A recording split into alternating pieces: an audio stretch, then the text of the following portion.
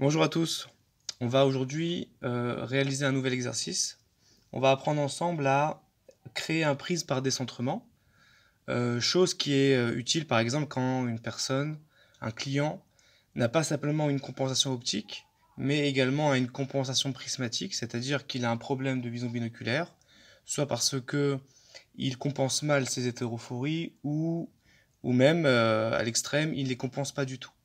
Donc on utilise des prismes en général, il y a deux façons d'introduire un prisme dans un verre. Soit l'intègre à la commande, c'est-à-dire que le fournisseur va l'intégrer dans la fabrication. Donc le verre aura des épaisseurs en plus, aura une forme assez spéciale et c'est facilement reconnaissable à l'œil nu.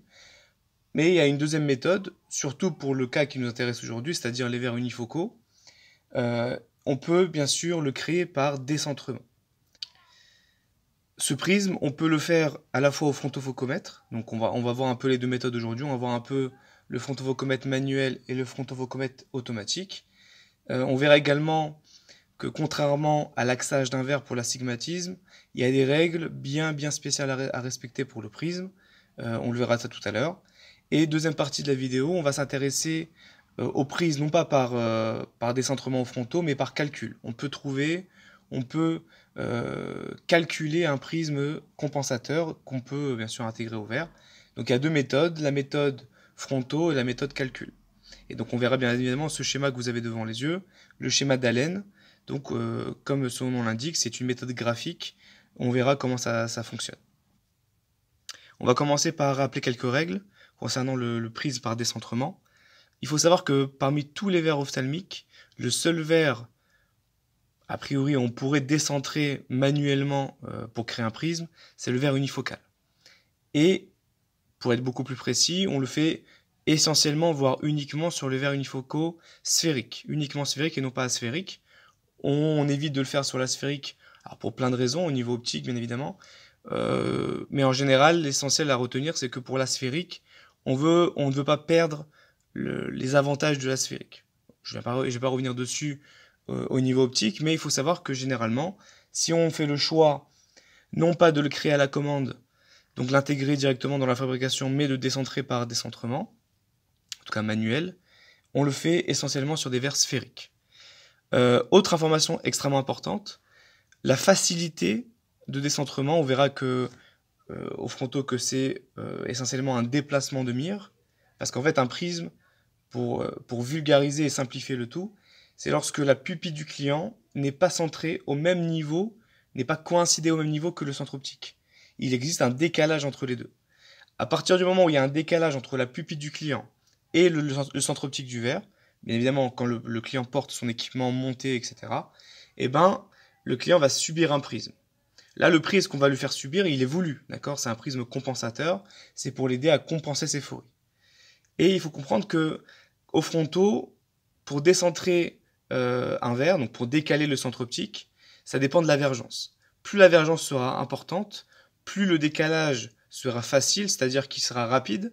Pour passer de 0 prisme à un prisme de 1 au prisme de 2, le décalage en millimètres, on verra ça dans la formule par le calcul tout à l'heure, le décalage est beaucoup plus petit. Donc, à peine je bouge mon verre, et ben, la mire au fronto va se déplacer plus facilement, plus rapidement. Donc c'est pour ça que j'ai pris des verres un peu avec une vergence assez élevée. Donc là, vous avez un verre sphérique de -5. Là, vous avez un verre torique, donc -5,75 puis une 50. Ça reste dans la même gamme de vergence, mais ça sera beaucoup plus facile sur ces vergences-là que sur une vergence, par exemple, de plus 0,50 ou de moins 0,25. Donc voilà, la vergence a son importance dans la facilité à déplacer, à décaler le centre optique au niveau du fronton. Et en général, on le fait quand la métropie est moyenne ou forte. Si la métropie est faible, on l'intègre directement lors de la fabrication. Donc voilà, il faut bien comprendre que là, on va faire par décentrement sur un verre unifocal sphérique uniquement et sur des vergences moyennes ou fortes. C'est la méthode. Donc voilà un premier exemple. Donc là, on va faire le cas du verre sphérique. Donc j'ai écrit une prescription, d'accord, au hasard. Hein. Donc bien sûr, la vergence, c'est -5, donc c'est un verre sphérique de -5. Et on va essayer d'intégrer par décentrement un prisme de 2. Le signe ici, ça veut dire prisme, enfin ça veut dire dioptrie prismatique, c'est l'unité, avec une base orientée à 0. Je rappelle que pour un prisme, il y a deux éléments à savoir, il y a deux paramètres, la valeur, donc ici qui est de 2, et l'orientation de la base qui est ici à 0 degré. On va commencer à voir un peu les différences entre l'axage du cylindre et, entre guillemets, l'axage du prisme. Déjà, pour le prisme, contrairement au cylindre, parce que le cylindre, c'est assez facile à axer, enfin le vertorique en tout cas, pour un prisme, il faut connaître ce fameux schéma que vous avez à l'écran ici, c'est-à-dire le schéma Tabot. Vous avez quatre orientations connues, on va dire, particulières. Vous avez 180 0, et 270 et 90. Donc en vrai, donc là, on va aller dans le détail. Hein. Donc 180, donc là vous avez l'œil droit, vous avez l'œil gauche. Les deux bases externes ou temporales, donc c'est 180 pour l'œil droit et 0 degré pour l'œil gauche. D'accord. On pourra bien évidemment passer du degré à externe, etc. Donc on peut bien sûr passer du degré à l'orientation de la base. Vous avez également deux autres bases, donc ça c'est dans le plan horizontal. Dans le plan vertical, vous avez la base à 210 qui s'appelle base inférieure et la base à 90 qui s'appelle supérieure. Donc là, je vais m'arrêter dessus 2 petites minutes. L'œil, œil droit ou œil gauche, a son importance. Imaginons par exemple que je veux créer une base temporale sur l'œil gauche. Donc temporale sur l'œil gauche, c'est en équivalent, c'est 0 degré. Par contre, si je veux créer une base temporale sur l'œil droit, si je convertis en degrés, c'est pas pareil. C'est 180. Donc ce schéma va nous donner la traduction, l'équivalence entre l'orientation, nasale, temporale, supérieure, inférieure, et les degrés. Donc au niveau horizontal, l'œil a son importance, parce que là, 180, 0, 180, 0, donc on voit bien que les bases ne sont pas les mêmes. Par contre, au niveau vertical, quand on dit base sup, quel que soit l'œil, c'est toujours 90. Et pareil, quand on dit base inf, quel que soit l'œil, c'est 270. Donc là, par exemple, il faut que je mette l'œil, parce que pour savoir si c'est base temporale ou base nasale, imaginons que c'est l'œil droit. Donc là, on va créer un prisme sur l'œil droit. Donc quand je dis prisme de 2, base 0 sur l'œil droit, ça équivaut à une base interne ou nasale. Si j'avais mis l'œil gauche, ça serait 180. D'accord? Pour une base nasale, bien évidemment. Donc, ce schéma Tabot, vous le verrez en cours. Hein. Vous pouvez même faire des exercices dessus, mais c'est un schéma à apprendre par cœur, il n'y a rien à comprendre. Il faut juste comprendre que la base d'un prisme est orientée selon l'œil et selon le plan horizontal ou le plan vertical. Alors, bien évidemment, à part ces quatre bases connues, 180, 0, 90, 270, vous avez des bases obliques. Vous avez des prismes obliques. Donc, 45, 35, les autres valeurs en tout cas. Vous pouvez avoir des prismes obliques, alors pas forcément dans la prise en charge d'éphorie, mais dans d'autres problèmes, par exemple, dans des cas de prismes posturaux ou autres. D'accord? Je ne vais pas rentrer dans les détails, mais vous pouvez avoir un prisme oblique, un prisme combiné, si on veut. Donc voilà. Donc ce schéma à apprendre par cœur. Donc on va s'intéresser 2 minutes à cette prescription. Donc, ce qu'on va faire tout de suite, donc je vais placer le verbe -5 sur le fronto. On va commencer par le manuel, bien sûr. Et je vais vous montrer comment, bien sûr, on crée ce prisme par décentrement. Donc on y va.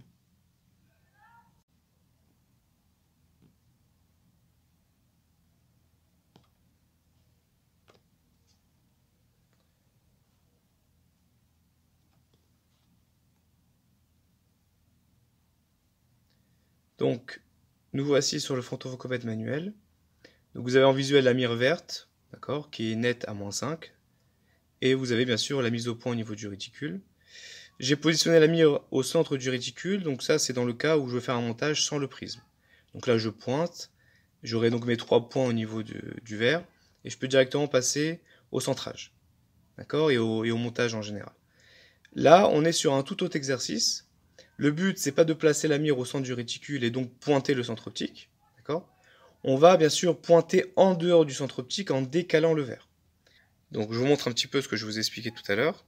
La mire va bouger, va se déplacer très rapidement, d'accord, parce que la vergence elle est moyenne ou forte.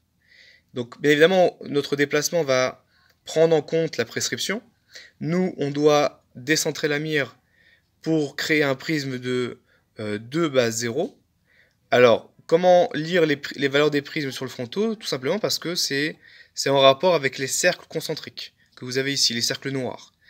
Et vous avez bien sûr sur la droite graduée 1, 2, 3, 4. Ça, c'est la valeur du prisme. Donc il va falloir déplacer la mire sur le bon cercle concentrique, équivalent bien évidemment à la valeur qu'on veut créer. Donc là, c'est 2 de prisme, d'accord? Donc on va devoir se décaler sur le deuxième cercle. Et on doit bien sûr se décaler non pas dans n'importe quel sens, mais bien à 0 degré. Puisqu'on a dit qu'on veut créer une base nasale. Donc je vais me déplacer vers 0 degré. Donc là, je me déplace vers 180, on le voit à gauche. Par contre, si je veux me mettre à 0 degré, voilà, ici. Et là, j'ai décalé mon verre. Donc là, si je pointe, le point central du verre ne va pas être le centre optique, puisque je ne suis pas au centre du réticule, mais va être un point en dehors du centre optique. Et donc, je vais vous montrer ça après pointage. Donc voilà comment ça fonctionne, c'est très simple. Les cercles, c'est pour la valeur du prisme, et l'orientation, bah, c'est selon la base, selon le degré de la base. Donc voilà, après pointage, vous avez vos 3 points sur votre verre. Bien évidemment, comme j'ai pointé lorsque la mire n'était pas sur le centre du réticule, eh ben, le point central ne correspond pas au centre optique. Le centre optique, il est ailleurs, d'accord?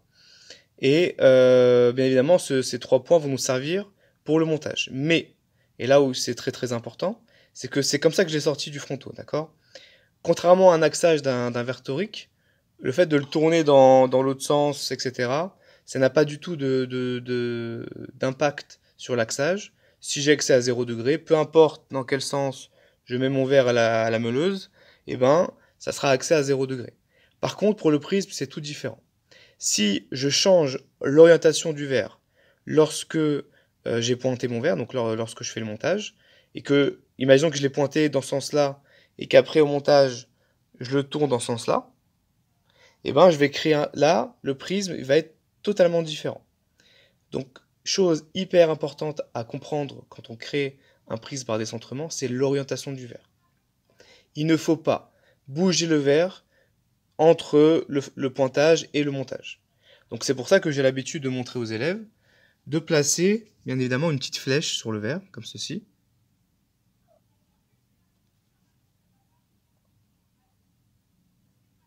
Donc on place une petite flèche comme ceci, pour montrer, bien évidemment, quel est le côté haut du verre. Voilà. Donc ici, c'est le haut.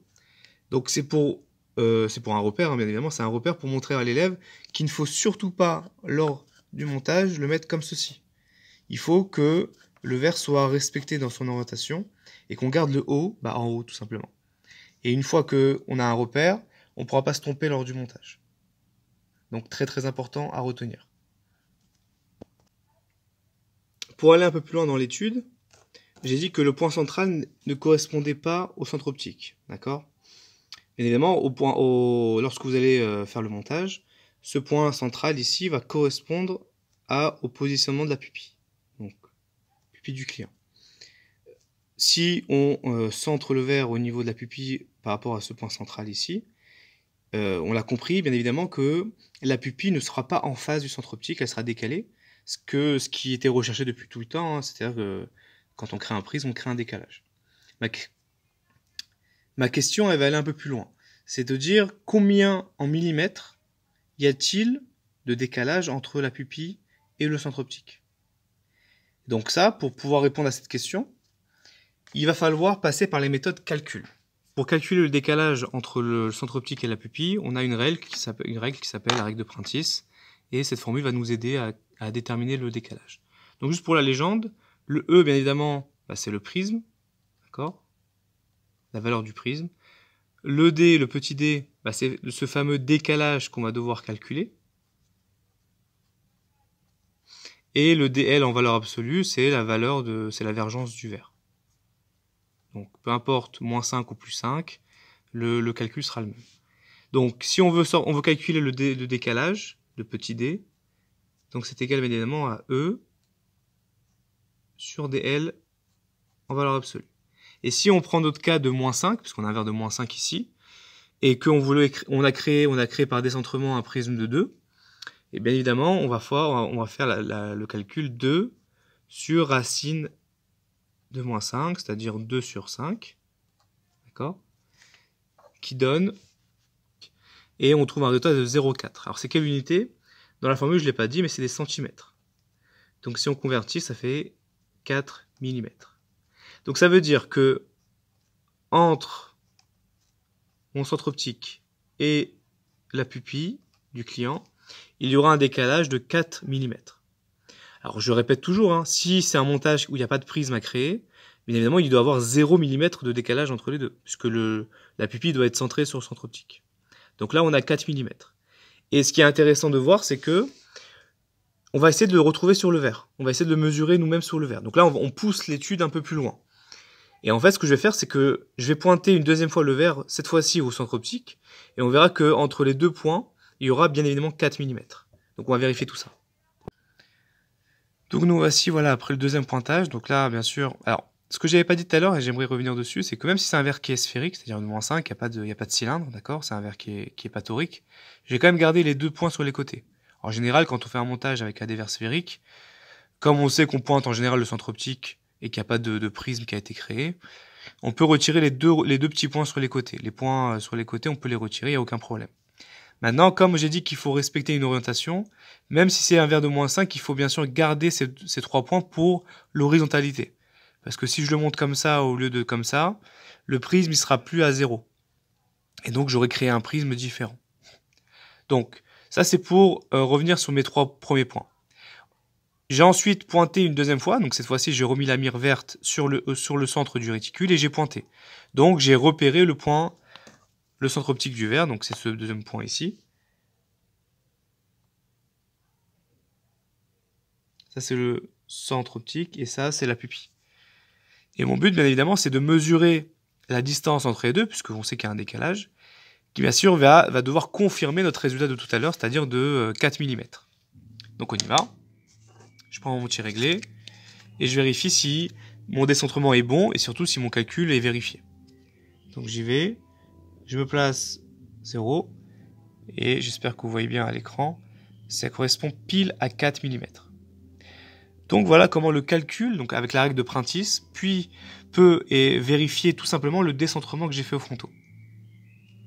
Donc bien évidemment ce calcul-là, on va le faire plus en détail sur le verre torique tout à l'heure, et vous allez voir que c'est un peu plus détaillé, un peu plus long à faire sur un verre torique, puisque la différence principale, c'est que le cylindre du verre torique peut ne pas être axé au même niveau que la base. Le cylindre peut être à 90 et la base peut être à 30. Donc bien évidemment, c'est cette différence d'axage entre le cylindre de l'astigmatisme et le prisme, la base du prisme, ça va créer un peu plus de détails, un peu plus de calcul. Donc on verra ça tout à l'heure. Juste pour terminer, je vous montre un petit peu la finalité un peu et comment ça se passe au niveau du centrage. Donc on est bien évidemment encore une fois sur le verre sphérique. Donc, regardez, hein. Première erreur que l'élève peut faire, c'est qu'il puisse placer les 3 points dans ce sens-là. D'accord ? Je répète que pour un verre torique sans prisme, on peut très bien orienter les 3 points dans le sens qu'on veut. Si on veut, bien évidemment, si on voit par exemple que le verre ne passe pas dans un sens mais plutôt dans l'autre, eh ben on peut tourner le verre, il n'y a aucun problème. Sauf que si on fait ça pour le prisme, ce qu'on va retrouver au final, quand on va contrôler notre équipement, c'est absolument pas 2 dioptries base 0. On aura un résultat beaucoup plus différent. Donc l'exercice sera mal fait. Donc le prisme sera faux. Donc bien évidemment, ce que j'ai expliqué tout à l'heure, c'est que ce repère-là, la flèche et le haut, c'est pour indiquer à l'élève dans quel sens doit-il placer le verre à la machine. Et bien évidemment, ça c'est la première chose à comprendre. Et la deuxième chose, c'est que, bien sûr, on met écart-hauteur hein, pour positionner la pupille. Et on vient centrer la pupille sur le point central ici, comme je l'ai expliqué tout à l'heure. Donc je vous le montre concrètement ce que ça donne. Et non pas sur le centre optique. Donc là, bien sûr, la pupille sera à 4 mm à droite, à l'écran bien évidemment, sera à 4 mm à droite par rapport au centre optique. Et donc là, bien évidemment, je ventouse et je taille, etc. Donc voilà un peu la finalité. On va maintenant passer au vertorique.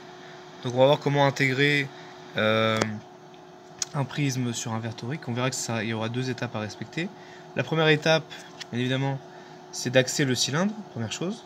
Donc on va axer, comme on l'a vu dans une autre vidéo, je vous ramène à la vidéo précédente, j'explique comment axer un cylindre, d'accord, et axer un vertorique. Donc ça sera la première étape. Donc si vous avez des difficultés, allez voir la vidéo précédente. Et il faudra aussi intégrer par décentrement le prisme de deux bases temporales. Alors là, on va juste faire un petit exercice très simple. On va revenir un peu sur le schéma tableau de tout à l'heure. Là, j'ai désigné l'œil gauche, d'accord? Et sur l'œil gauche, je veux créer un prisme temporal. Donc temporal sur l'œil gauche, si je veux trouver l'équivalent en degrés, ce sera 0 degré. Donc c'est quand j'écris base temporale, c'est comme si j'avais écrit ici base à 0 degré. Voilà. Donc voilà encore une fois un petit exemple pour montrer un peu l'équivalence entre l'orientation et les degrés grâce au schéma tableau. Alors on va passer tout de suite au fronto manuel et je vous explique tout ça en détail.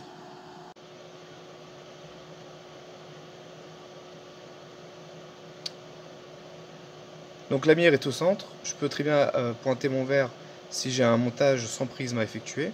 Mais là, comme je veux bien évidemment créer un prisme par décentrement, comme tout à l'heure, je vais, donc après l'axage, une fois que l'axage est fait, je vais tout simplement, sans tourner le verre pour pas annuler l'axage que je viens de faire, sans tourner le verre, je vais le décaler. Donc il faut que la focanette soit nette, il faut qu'elle soit toujours visible, et juste vous décalez votre verre à l'horizontale vers 0 degré. Donc j'ai décalé ma mire au deuxième cercle vers 0 degré, et là je pointe, d'accord, là je pointe pour le montage avec prise. Donc voilà le résultat final. Donc j'ai, comme tout à l'heure, pointé deux fois. Le premier pointage, donc c'est pour créer le prisme par décentrement.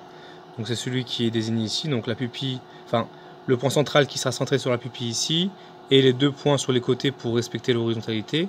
J'ai bien sûr pas oublié de mettre la flèche pour montrer dans quel sens je dois placer mon verre à la machine. Et juste pour vérifier, comme le calcul, voilà, on va faire un calcul tout à l'heure, juste pour vérifier si mon calcul est confirmé par le frontofocomètre, donc par le décalage au niveau des pointages. D'accord ? Donc on va faire tout de suite le calcul pour voir si, encore une fois, sur un vertorique, le calcul et le fronto se vérifient. Donc au niveau des calculs, je vous ai fait d'abord un prérequis, donc j'ai commencé par écrire quelques informations importantes. J'ai fait premièrement, donc j'ai fait la transposition. Donc moins 5,75 plus une 50 accès à 0 degré. En transposant, ça donne moins 4,25, moins une 50 à 90. Alors pourquoi j'ai transposé? C'est pour désigner à quel axe sont les deux vergences. Donc moins 5,50 est axé à 0. Donc à 0, on a moins 5,75. Pardon, moins 5,75. Et à la verticale, donc à 90, on a moins 4,25. Voilà comment les deux vergences sont orientées, axées dans le verre.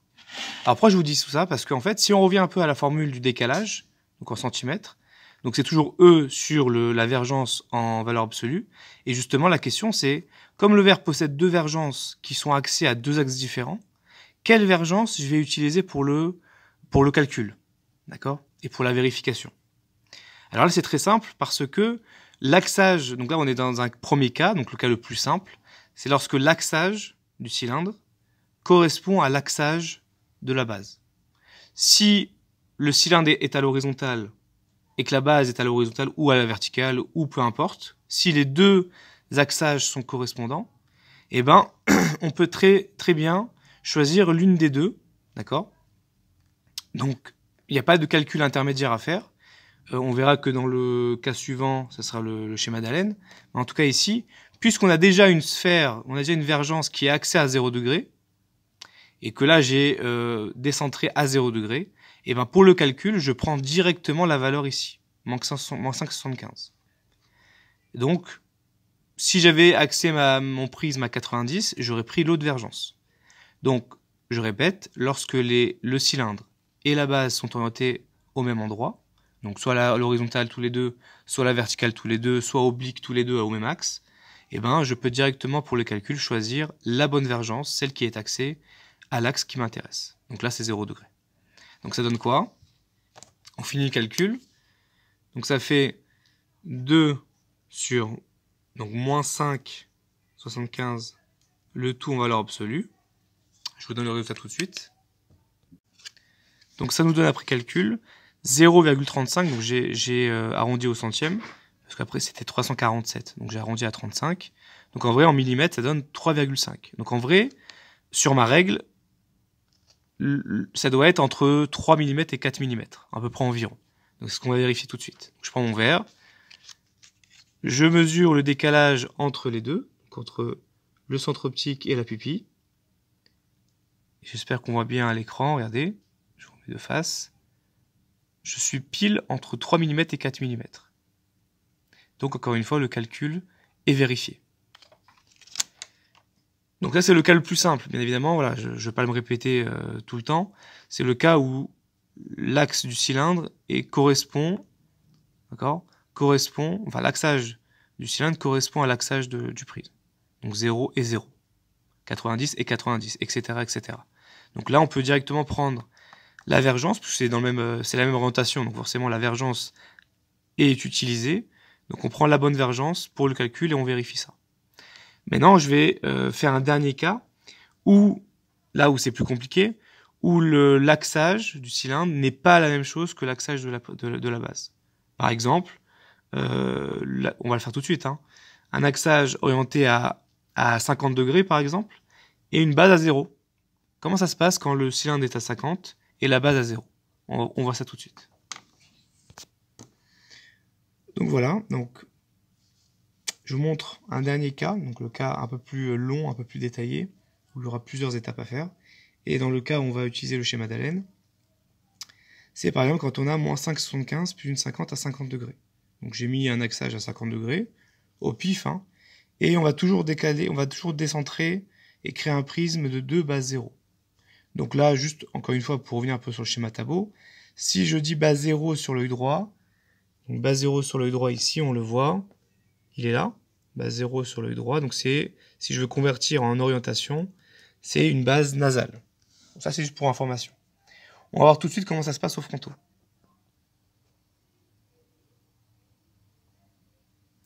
Voilà l'axage effectué, donc on voit bien que la mire, la focale est nette à 50 degrés, à toujours à moins 4,25. Donc l'axage est fait. Donc encore une fois, je répète, si je veux faire un montage sans prisme, je pointe au niveau du centre optique et je fais le montage. Mais là, comme on a un prisme à créer par décentrement, donc forcément, la mire va devoir être décalée encore une fois de 2 dioptries base 0. Donc voilà, j'ai déplacé ma mire de 2 base 0, donc du côté vers 0, et là je pointe. Et donc là, j'ai créé bien sûr un décalage encore une fois, entre le centre optique et la pupille, et on verra. Donc là, juste pour le décentrement, c'est facile en fait. Pour revenir un peu au sujet central de la vidéo, c'est assez simple. Voilà. Vous décalez votre mire au bon cercle, par rapport à la valeur du prisme, vers le bon axe par rapport à la base du prisme. On fera d'autres petits exercices peut-être à la fin du cours, à la fin de la vidéo. Donc là, on pointe et on voit ça sur la feuille ensuite. Donc voilà, on revient un peu au niveau du calcul pour vérifier notre décentrement. Donc, je vous ai mis encore une fois les vergences selon leur axe. Donc là, moins 5,75 est axé à 50 degrés et moins 4,25 à 140. Donc ce qu'on peut remarquer par rapport au cas précédent, c'est que là, aucune vergence est à 0 degré. Donc le problème, il se passe dans le calcul. Le DL, c'est quoi? Comment je peux trouver le DL pour calculer le décentrement? Donc là, pour répondre à cette question, on va venir un peu sur le schéma d'Allen. Mais avant de passer sur le schéma d'Allen, je vais vous expliquer un peu la méthode et comprendre un peu toutes les étapes. En fait, ce qu'il faut faire, c'est que il faut faire 3 choses. Première chose à faire, le prisme. On doit bien sûr dessiner un prisme. On doit représenter le prisme de 2 base 0. Donc là, c'est ce que j'ai fait ici. Donc à 0 degré, on a un prisme de 2. Voilà.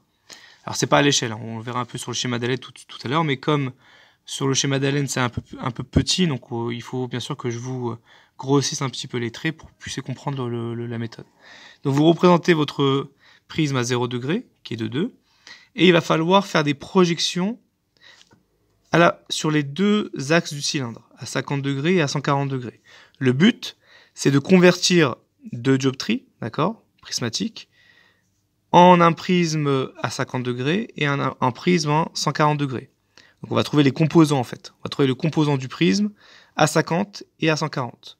Donc le but, donc c'est des projections, hein, d'accord? Donc il faut que ça fasse, faut que ce soit perpendiculaire. Donc là, je me mets ici à la perpendiculaire. Donc je fais un petit angle droit ici, voilà. Et je crée bien sûr ma première projection à 50 degrés. Donc je mets un petit peu ici, voilà. Ici.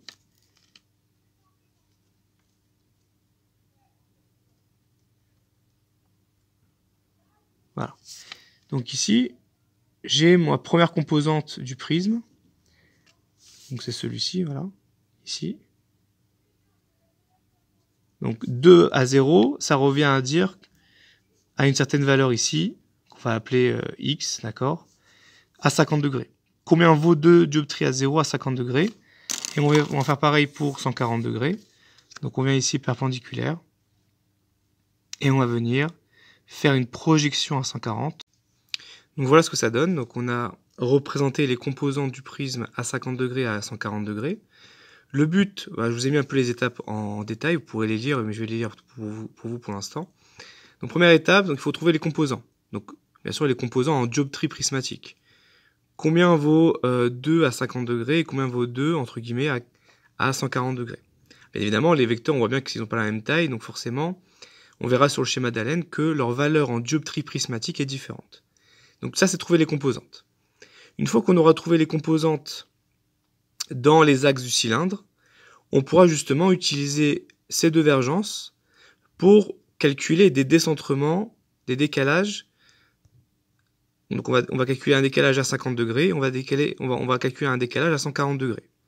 Donc on aura un petit d à 50 et on aura un petit d à 140. Encore une fois, du moment que j'ai les deux décentrements, les deux décalages dans les axes du cylindre, je pourrais passer ensuite à la troisième étape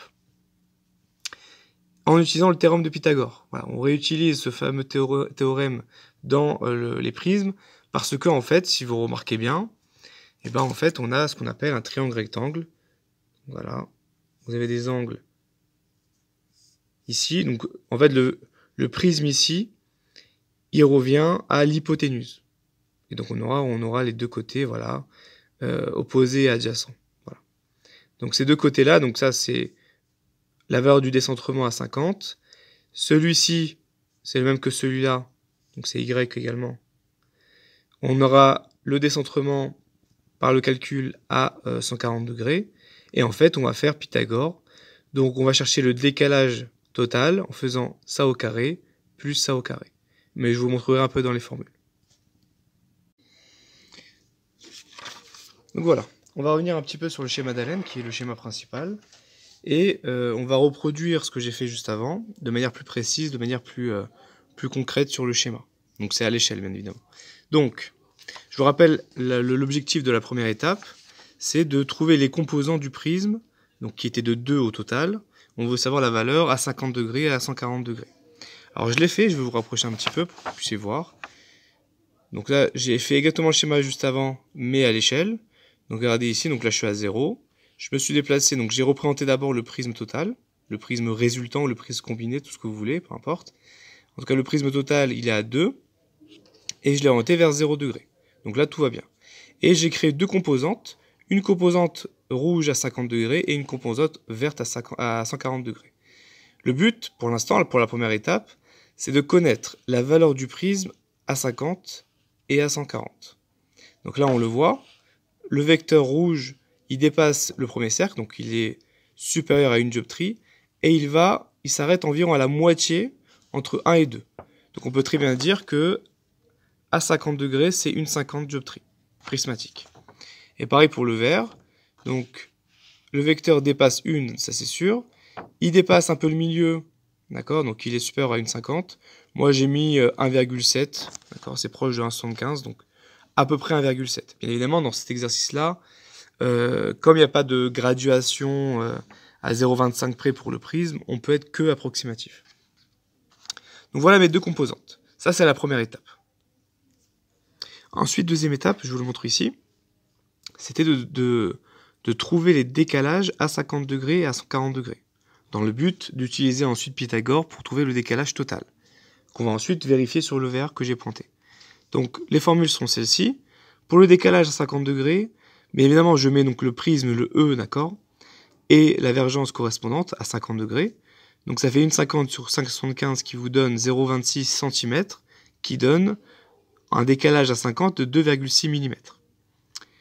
Pareil à 140, je trouve donc 1,7 sur 4,25, et pour le décalage à 140 degrés, je trouve 4 mm.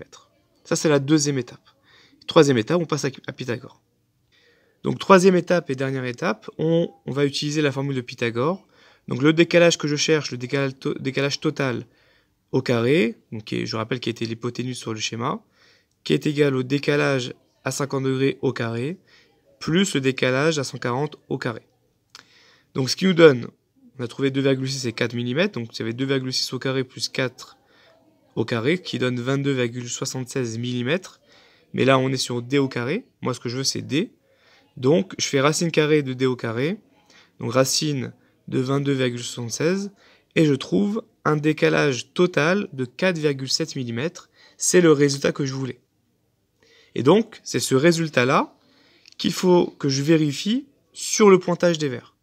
Et on va terminer sur ça. Donc, pareil, voilà.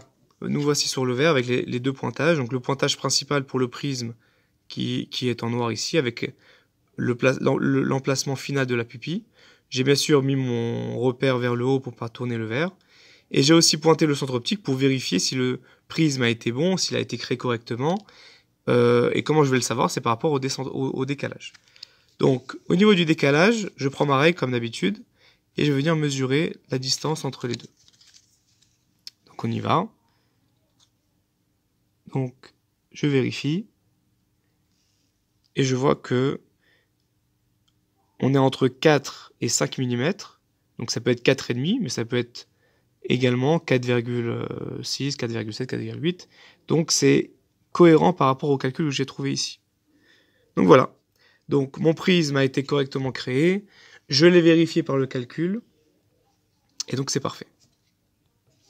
Donc voilà une petite conclusion pour terminer cet exercice. Le thème principal de cette vidéo, c'était de vous montrer au photo manuel comment créer un prisme par décentrement. Vous l'avez compris, c'est très très simple. Vous prenez votre verre, vous le décalez au bon cercle concentrique correspondant à la valeur du prisme, vers la base correspondante. Là, j'ai fait à 0, mais j'aurais pu faire à 40, à 30, à 50 degrés, peu importe. Donc, le premier exercice portait sur un verre sphérique, donc il n'y avait pas de grande difficulté. Donc c'était un verre de moins 5. J'ai utilisé la règle de Prentice pour vérifier le décalage entre le CO et la pupille. J'ai fait le calcul, j'ai vérifié sur le verre, tout correspondait. Ensuite, la deuxième étape, on est passé sur un verre qui était torique, donc qui combinait à la fois un axage d'un cylindre et l'axage d'une base. Et on voyait, donc on avait fait deux cas particuliers. Le premier cas où le cylindre était orienté dans le même plan que la base, donc à l'horizontale ou à la verticale, peu importe. Et deuxième, donc là, dans ce cas-là, on avait pu utiliser l'une des deux vergences du verre torique pour faire le calcul et pour vérifier, selon la vergence que je voulais. Donc là, je voulais une base à 0, j'ai utilisé la vergence à 0 degré. Et le deuxième exercice sur le verre torique portait sur un axage différent du cylindre et de la base. Et donc là, on a fait intervenir le schéma d'Allen avec 3 étapes que je vous ai expliquées. Donc j'espère que vous avez tout compris. Si vous avez des questions, n'hésitez pas à les poser. Donc soit dans les commentaires, soit en classe quand on se verra.